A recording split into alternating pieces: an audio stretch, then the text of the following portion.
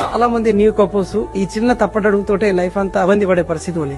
ఏ జంటకైనా ఏ ఫ్యామిలీకైనా అల్లు అర్జున్ కంటే పెద్దిల్లు కొంటేనే బాగుంది అనిపిస్తుంది. కొనే స్తోమత నాకు ఉండదు. పెద్దికారే అందరికి బాగుంది అనిపిస్తుంది. అక్కడ బ్రేజానో బలేనో కొనాల్సి. సో నేనేం సజెస్ట్ చేస్తున్నా అంటే, కొత్తగా పెళ్ళైంది, 2 చేతుల సంపాదన ఉంది, don't go with the emotions.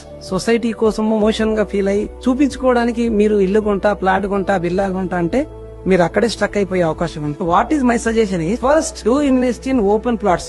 At least 5-6 plots కొనండి. మీకు ఒక 2 కిడ్స్ వచ్చిన తర్వాత, సెకండ్ కిడ్ ఫస్ట్ క్లాస్ వచ్చినాక వాళ్ళ స్కూల్ కు పోయే టైంకి వాళ్ళ స్కూల్ ఎక్కడ, మీ అమ్మగారు ఎక్కడ, మీ అత్తగారు ఎక్కడ, మీ ఆఫీస్ ఎక్కడ, ఇవన్నీ చెక్ చేసుకుని మీరు ఫస్ట్ కొన్న ప్లాట్ ఒకటి అమ్మి డౌన్ పేమెంట్ చేసుకుని మిగతా లైఫ్ అంతా మీరు ఈఎంఐకి, ఎడ్యుకేషన్ కి, పిల్లలు పెంచడానికి సరిపోయినా ఆల్రెడీ కొన్న ప్లాట్ 4-5 ఉన్నాయి కదా, ఈ భవిష్యత్తును తాగు చేసే అవకాశం ఉంది.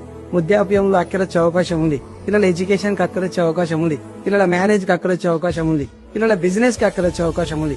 చాలా మంది రిటైర్ అయిన కస్టమర్స్ మా దగ్గరకు వచ్చి, నా లైఫ్ లో నేను ఏం కొనలేకపోయినా తిరిగి చూస్తే 4 కూర నిండు తప్పితే ఏం లేదు, రీక్రియేట్ అయిన సందర్భాలు ఎన్నో ఉన్నాయి. ఎమోషన్స్ తో కాకుండా లాజికల్ గా, క్యాలిక్యులేటివ్ గా ఆలోచించి ఇన్వెస్ట్ చేయండి. ఒకవేళ మీకు అర్థం కాకపోతే ఎక్స్పర్ట్ ని కలవండి. But my humble suggestion, don't go for house. మీరు ఇల్లు కోసం ఇమ్మీడియట్ గా చూడకండి. కనీసం 4 ప్లాట్ 5 ప్లాట్ కొన్నాకనే ఇల్లు గురించి ఆలోచన చేయండి. ఫ్రెండ్స్ ని పట్టించుకోకండి, సొసైటీని పట్టించుకోకండి. నీ లైఫ్ మీరు మాట చెప్తారు తప్పితే మూట